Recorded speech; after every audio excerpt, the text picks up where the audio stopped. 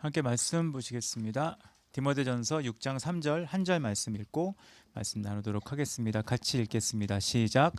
만일 이것과 다른 가르침을 전하는 자가 있다면 그는 우리 주 예수 그리스도의 참된 가르침을 말하고 있는 것이 아닙니다. 우리 주님의 가르침은 하나님을 섬기는 바른 길을 보여주는 것입니다. 아멘.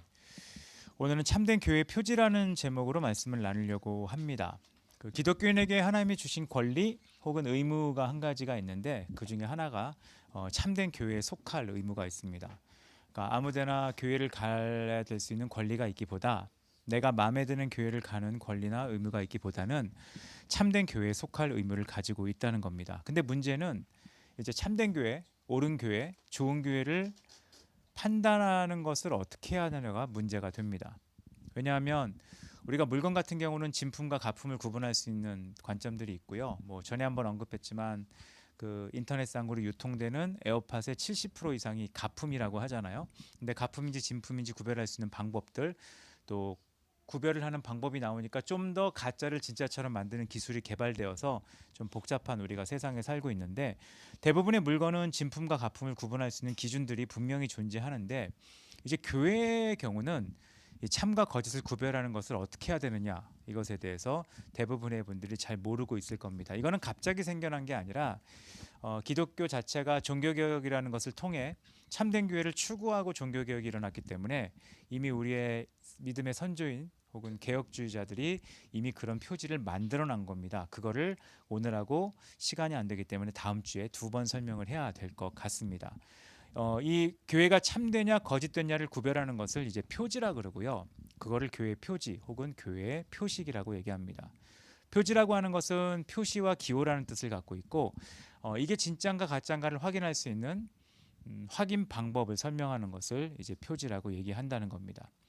원래 초대 교회, 아예 초기 교회에는 이런 표지에 대한 거론에 필요가 없었습니다. 왜냐하면 교회가 하나였고, 또 기독교 같은 경우는 예수 그리스도를 통해 교회가 시작됐기 때문에 가짜가 나타날 겨를이 없었고, 사도들이 버젓이 살아있었기 때문에 가짜냐 진짜냐를 구분할 때 어려움이 없었습니다. 그러다가 이제 이단들이 출현하게 되죠. 교리 하나씩을, 또 작은 교리 하나씩을 틀어서 제 핵심이 아닌 것을 핵심인 것처럼, 진리가 아닌 것을 진리인 것처럼 말하는 이단들이 나타났고, 그리고 교회가 분열이 생기게 되어서 이게 괜찮은 데인지 나쁜 데인지를 구별하기가 정말 어려운 시대가 금방 오게 되었습니다. 그리고 중세 이후에는 이 현상이 더욱 강하게 일어나게 됩니다. 그래서 교회에 반드시 적용해야 될 표지, 이게 괜찮은 교회인가 아닌가를 확인하기 더 어려운 시대이기 때문에 이게 진짜 좋은 교회인가 나쁜 교회인가를 확인할 수 있는 어떤 기준들이 필요하게 되었습니다. 그래서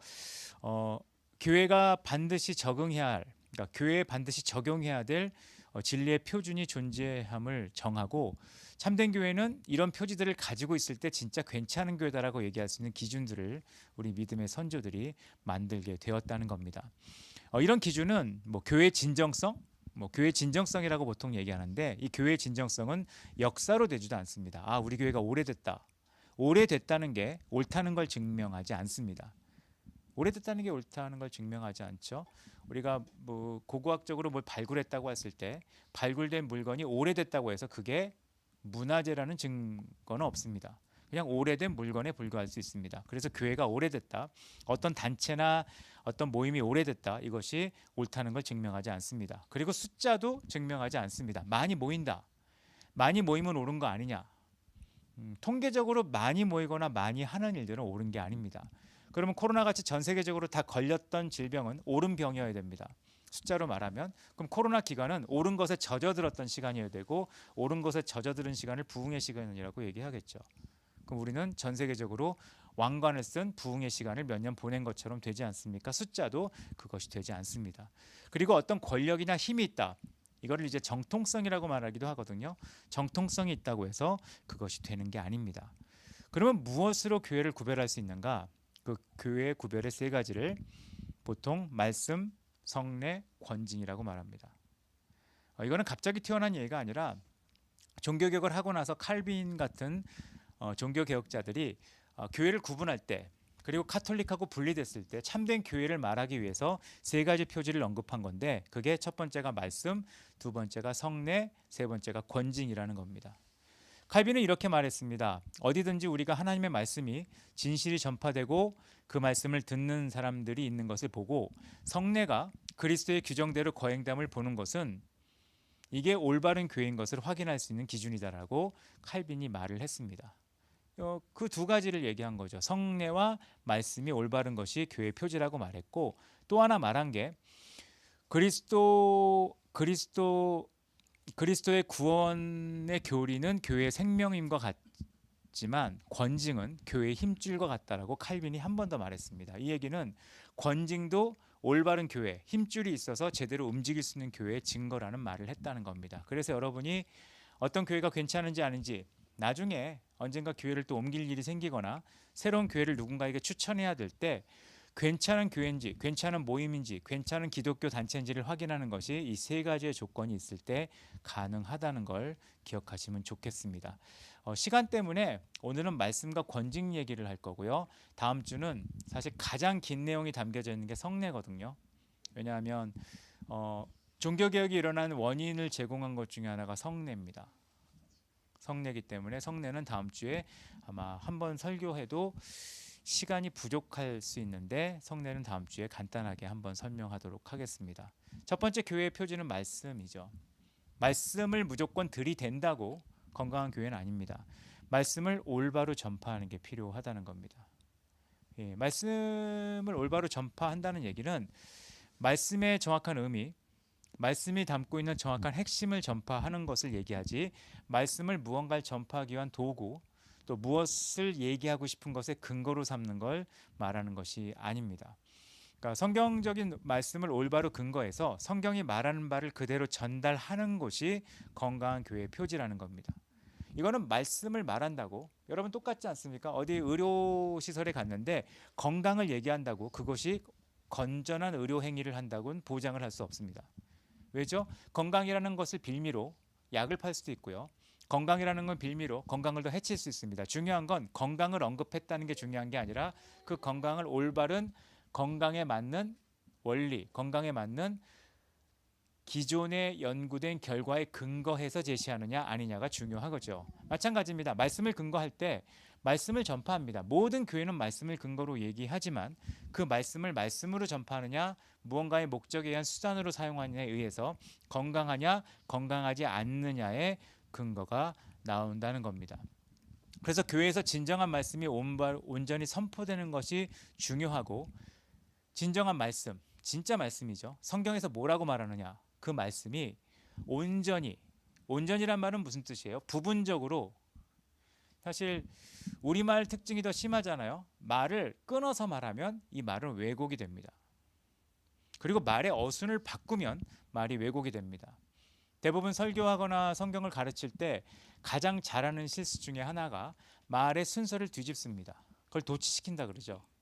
이래야 이런다는 것을 이러면 이런 거다라고 말하는 이런 도치 같은 걸 참 잘하는데, 이런 도치의 방법을 쓰거나 아니면 말씀의 원래 뜻을 약간 틀어서 왜곡해서 전파한다면 그것은 말씀이 전달됐지만 올바른 말이 전달되는 것은 아닙니다.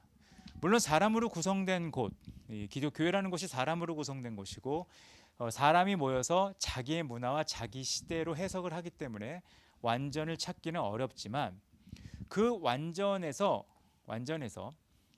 완벽한 하나님의 뜻이 나타나기는 어렵지만 성경에서 말하는 신앙의 근본적 내용들이 부정되고 하나님 안에서의 올바른 교리와 삶이 부정될 때, 그럼에도 불구하고 말씀이 선포될 때 그 말씀은 가짜라는 것을 의미한다는 겁니다. 그래서 하나님의 말씀을 근거로 올바른 교리와 생활이 하나님 안에서 올바로 진행될 때 그게 참된 교회거든요. 근데 그게 아니라 하나님을 빌미로 올바른 삶이 드러내지 않고 하나님의 말씀을 근거로 옳지 않은 행동들을 해나간다고 할 때 그것은 말씀이 아무리 선포된다고 해도 가짜라는 것을 말할 수 있다는 겁니다. 그래서 거짓된 것을 말할 때 거짓 교회가 되는 것이고요. 그리고 올바른 것을 전할 때 올바른 교회가 된다는 겁니다. 여러분이 속지 않아야 될 것은 어디서 하나님 말씀을 전한다, 무조건 믿을 필요 없고요. 할렐루야를 많이 한다, 가짜일 수 있고요. 아멘을 많이 한다, 진짜 가짜일 수 있습니다. 근데 우리는 속거든요. 말씀을 전했다와 할렐루야를 많이 외친다와 아멘을 많이 하면 진짜처럼 생각하는 겁니다. 그건 중요하지 않습니다. 내용이 중요합니다.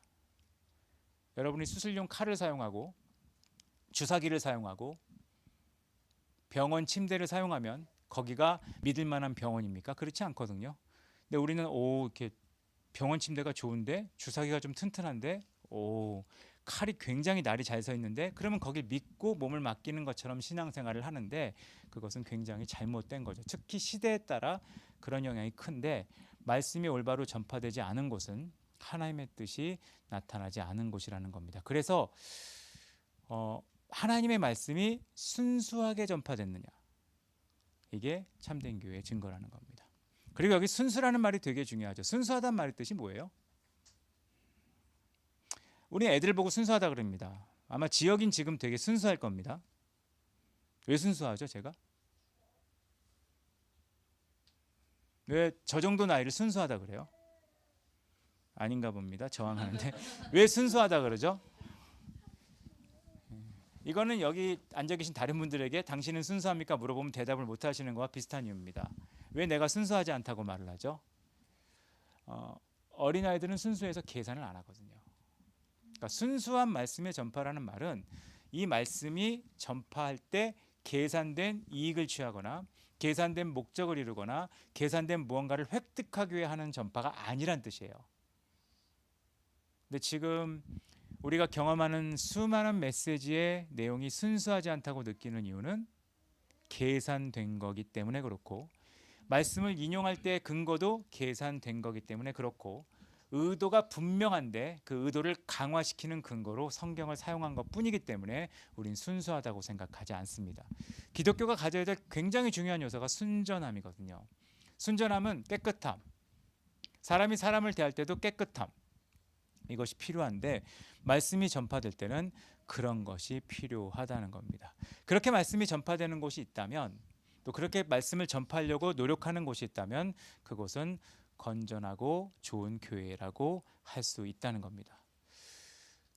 두 번째, 이 표식의 세 번째인데 그것은 이제 권징이라고 하는 겁니다.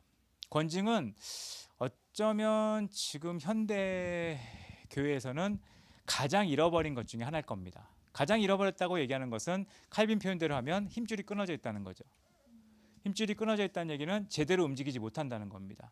제대로 움직이지 못한다는 얘기는 다르게 말하면 몸이 멋대로 움직이게 만드는 것처럼 되어 있는 게 이제 힘줄이 끊어진 건데, 권징은 힘줄과 같습니다. 권징이 뭐죠? 잘못한 것에 대해서 징계하는 겁니다. 정확히 말하면 권하고 징계하는 겁니다. 이걸 나눠서 얘기하면 권하다, 틀렸습니다라고 말하고 올바로 할 것을 제시하고, 징계하다, 올바른 것을 할 수 있도록 도와주는 행동이 권징입니다.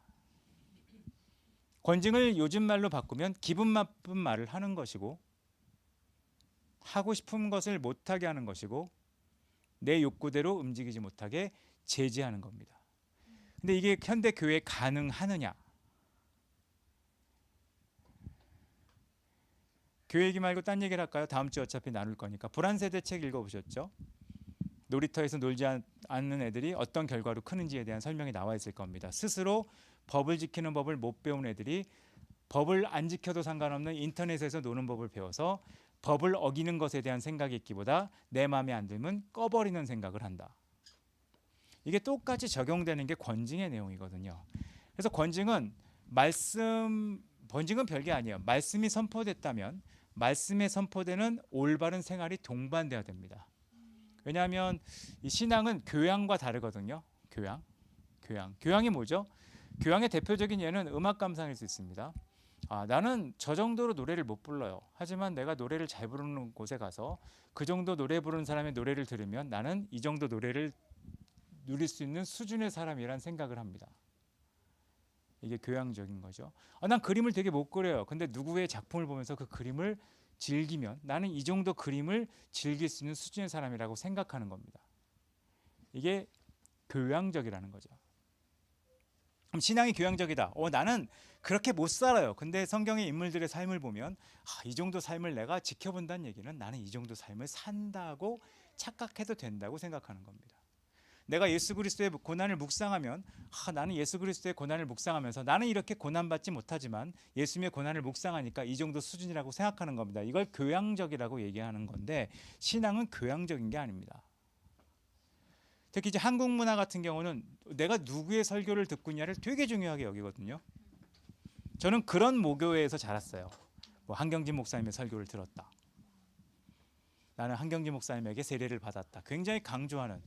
그건 세례를 받은 거지 본인이 그 정도의 수준이 아니잖아요. 뭐 음악으로 얘기하면 내가 루치아노 파바로티의 노래를 들었다. 그 사람이 노래를 잘 부른다는 뜻은 아니거든요. 근데 신앙을 그렇게 착각하게 만드는데 그게 건전하고 올바른 삶을 만들어주지 못한다는 겁니다. 그래서 이 건전한 말씀에 대한 실행이 있게 하기 위해 권징이 필요하다는 겁니다. 권징. 권징을 어렵게 생각하실 건 아닌 거 생각해요. 권징을 좀 다르게 예를 들면 운동을 배운다고 합시다. 운동을 배우는 방법이 뭐예요? 강의하고 냅두면 하나도 못합니다. 그럼 그 사람이 실천하게 하려면 어떻게 해야 돼요? 잘했다, 잘못하고 있다 정확히 설명을 해줘야 되고요. 잘못한 행동을 하고 있을 땐 멈추라고 해줘야 돼요. 이게 권징이에요. 별거 아니에요. 그거를 이제 세상에서는 교정이라고 하죠. 놔두면 어떻게 됩니까? 엉망이 됩니다. 그게 권징이라는 거예요. 말씀이 선포됐다면 말씀대로 살도록 하기 위해 그 하나님의 말씀을 삶에서 유지하게 하기 위해 그것을 지키는 겁니다. 그래서 권징을 하지 않으면 어떻게 되냐? 가르친 것에 소멸되게 돼 있어요. 왜냐하면 어떻게 시작되냐 하면 처음엔 가르칩니다. 가르친 걸 하지 않습니다. 근데 하지 않는데 냅둡니다. 권징을 하지 않습니다. 그럼 어떻게 될까요? 하지도 않을 걸 왜 가르쳐가 됩니다. 그러면 가르침이 소멸되게 돼 있습니다. 그건 반드시 그 순서를 갖게 되게 되어 있거든요. 그래서 권징을 등한시한 시대의 교회는 뭐 부흥할 수 있어요. 잘 될 수 있어요.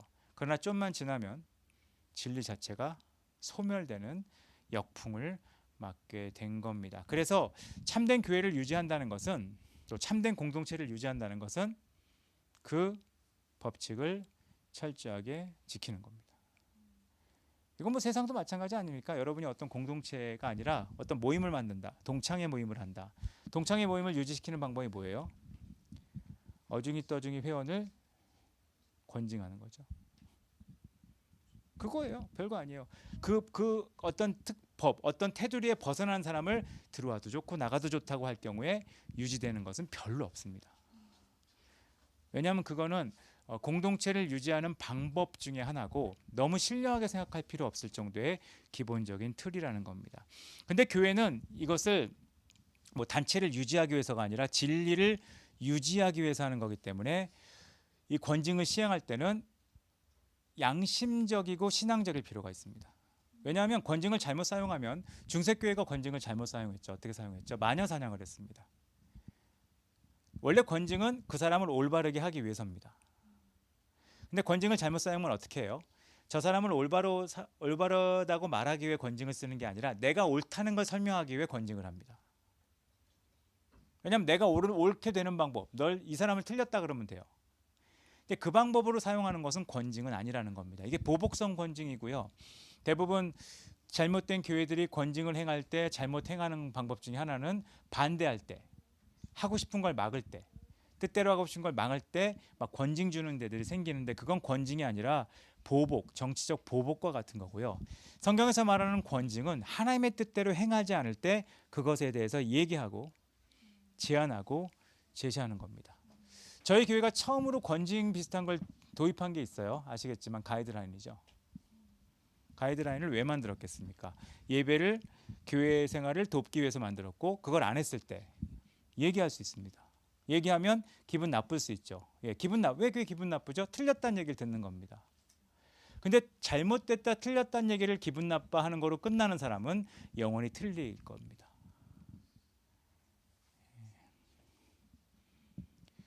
범죄자들이 체포될 때 웃으면서 체포되는 사람은 없죠. 체포 자체가 기분이 나쁘죠.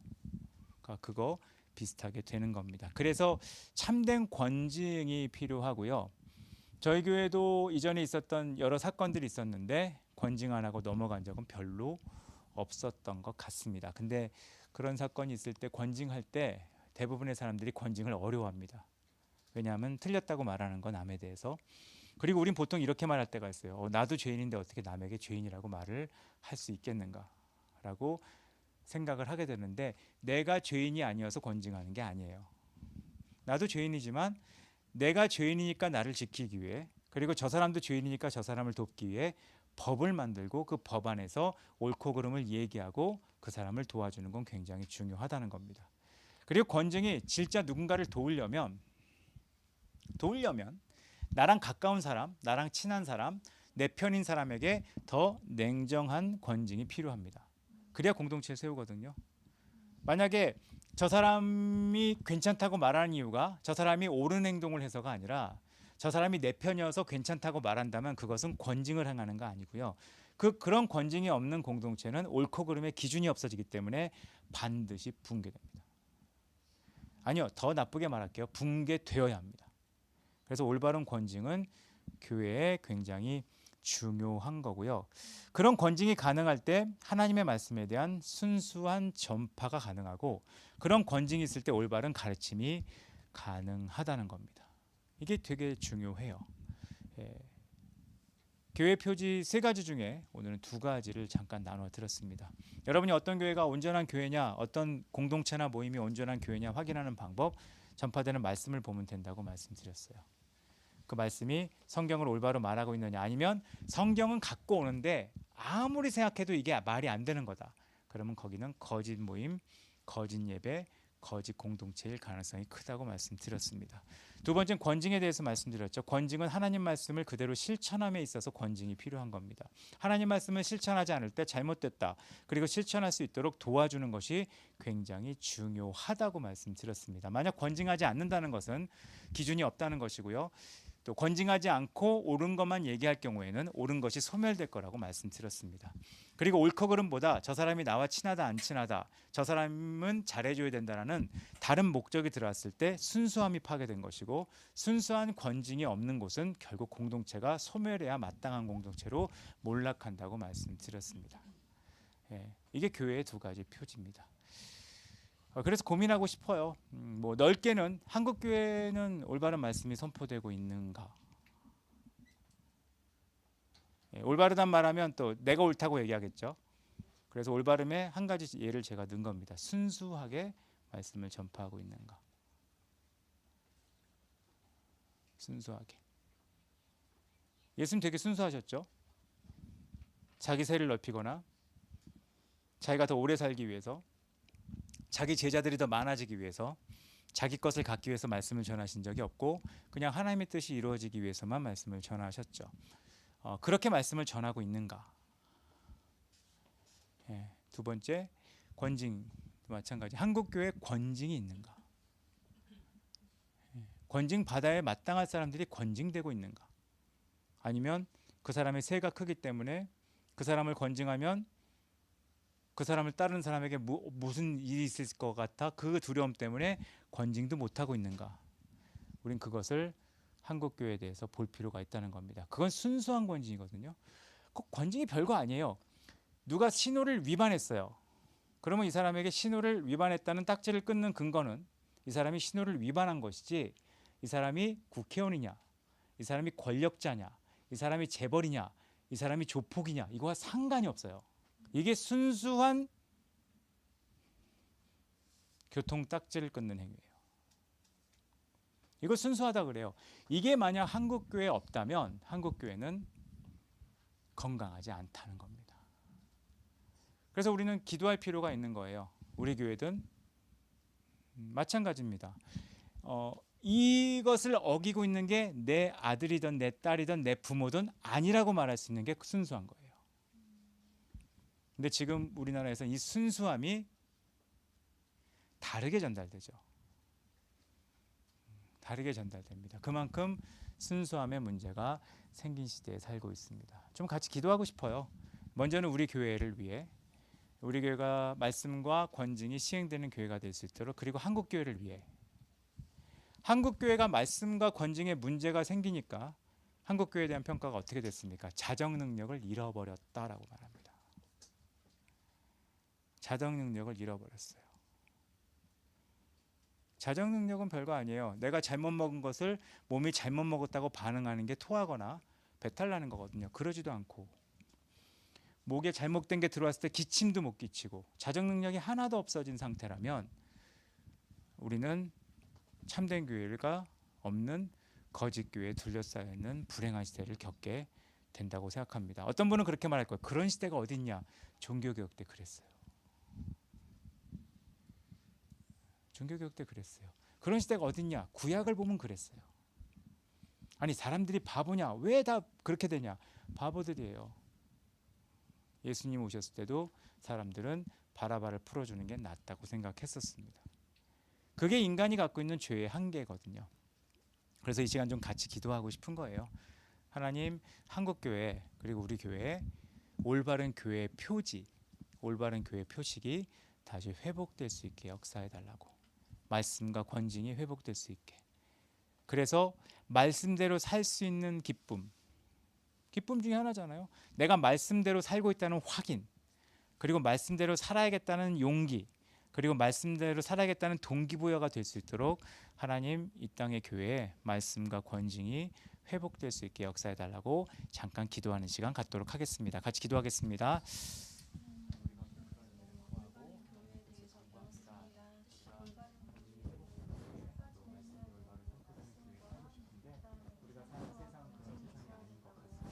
사람이 많이 모인다고, 그게 인기가 있다고, 그게 힘이 있다고, 다 맞다고 얘기하는 어쩌면 실용주의.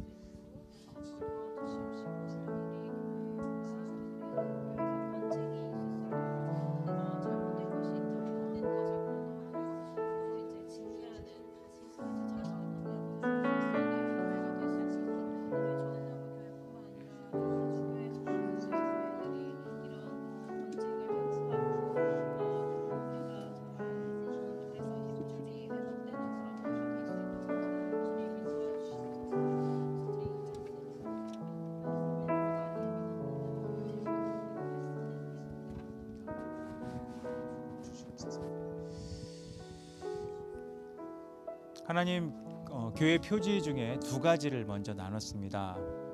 말씀과 권징. 하나님, 우리 교회, 한국 교회에 올바른 말씀이 선포될 수 있도록 역사하여 주시옵소서. 그냥 말씀을 사용하는 게 아니라, 말씀을 어떤 주장의 근거로 쓰는 게 아니라, 말씀을 도구로 이용하는 게 아니라, 그런 순수하지 않은 모습이 있는 게 아니라 순수한 말씀의 선포. 말씀이 말씀되고 하나님이 하나님 되고 구원이 구원되게 하는 그 순수한 말씀이 선포될 수 있도록 하나님 역사해 주시옵소서. 그리고 권징을 위도 나눴습니다. 옳지 않은 것을 옳지 않다고 말하고, 그가 어떤 사람이든 어떤 관계 안에 있든 그 사람이 나에게 유익을 주든 해를 주든 상관없이 말씀을 순수하게 전한 것처럼 순수하게 잘못된 것은 잘못됐다고 말하고 그 사람을 돕기 위해 권징할 수 있는, 권하고 징계할 수 있는 일들이 한국 교회에 회복되고 다시 일어날 수 있도록 역사하여 주시옵소서. 그래서 사람들이 교회를 볼 때 이 교회의 표지를 보고, 아, 이곳은 순수한 곳이구나, 이곳은 정말 하나님이 계신 곳이구나, 이곳은 정말 진리를 말하는 곳이구나 말할 수 있을 정도로 그런 회복이 일어나는 공동체로 교회들이 살아나게 하나님 역사하여 주시옵소서. 저희 교회 가운데도 그런 일이 있기를 소원합니다. 저희 교회 가운데 사람들이 좋은 나무 교회를 평할 때 순수하다, 이곳에 올바르게 말씀이 전파되고 올바른 삶이 이어지고 있다라고 말을 할 수 있을 정도로 우리 안에 교회의 표지들이 세워지고 나타나게 하나님 역사하여 주시옵소서. 우리를 그렇게 인도하시기를 기뻐하실 예수 그리스도 이름으로 기도드렸습니다. 아멘. 주님 큰 영광 받으소서. 홀로 찬양 받으소서.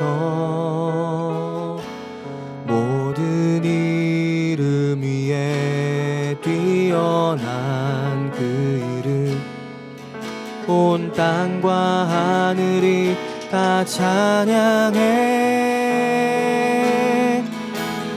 겸손하게 우리 무릎 꿇고 주 이름 앞에 영광 돌리세. 절하세 독생자 예수 주님께 찬양 드리리 모든 영광과 존귀와 능력 받으소서 받으소서 영광과 존귀와 능력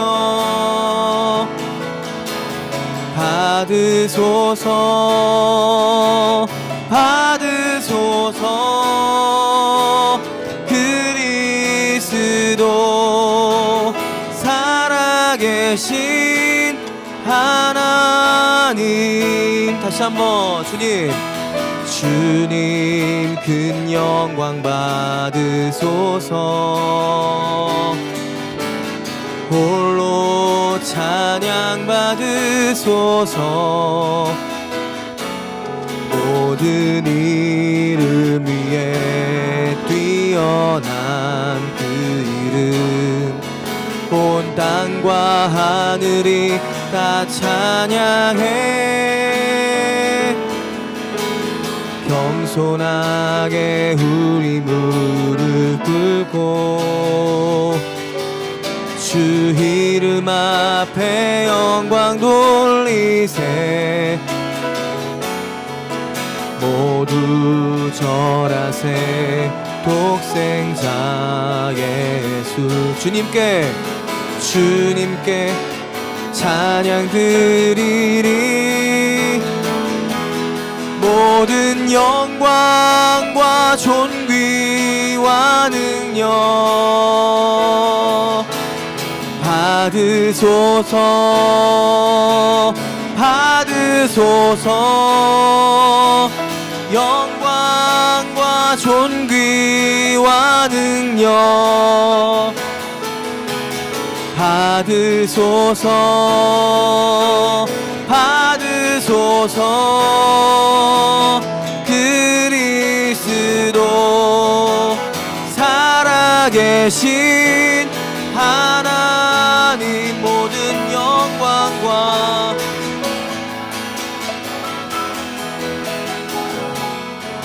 할렐루야 받으소서 받으소서 영광과 존귀와 능력 받으소서 받으소서 그리스도 살아계신 하나님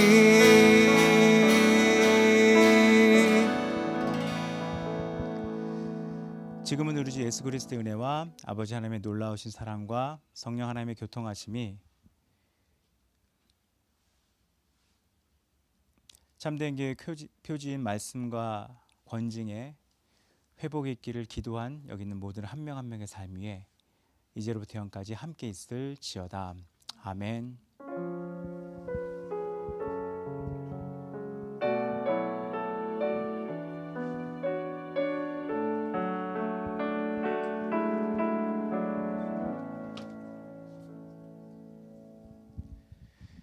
예, 간단히 광고 드리고 마치겠습니다. 뭐 다음 주에 다음 주가 아니죠. 다음 달에 13일 정도에 김성규 목사님이 한국에 오신다고 들었습니다. 그래서 그 선교지를 정리하고 들어오실 때 아마 생각이 많으실 거예요. 그래서 와서 잘 정착하실 수 있게 또 새로 또 부임하게 되는 교회에서의 새로운 관계들을 위해서 좀 기도하시면 좋을 것 같고요. 오셔서 저는 뭐 사역 잘하시는 것보다 두 분 건강이 좀 많이 회복되시면 좋겠고 마음도 많이 추스러지고 회복되면 좋겠다 그런 생각이 있는데 기도해 주시면 좋을 것 같고요. 그리고 그 김대희 선교사 어머니가 허리골절이 있으시다고 들었어요. 그래서 허리골절이 있어서 지금 다 나이가 있으시니까 또 허리골절이 어떻게 치료되냐에 따라 좀 있을 텐데 생각날 때마다 좀 건강을 위해서 기도해 주시면 좋을 것 같고요. 뭐 그 나이와 또 부모님의 건강을 위해서 우리가 기도해야 되는 것은 중요한 거여서 생각날 때마다 기도해 주시면 좋을 것 같습니다. 서로 교제하시고 이웃 시간 보내시면 되겠습니다.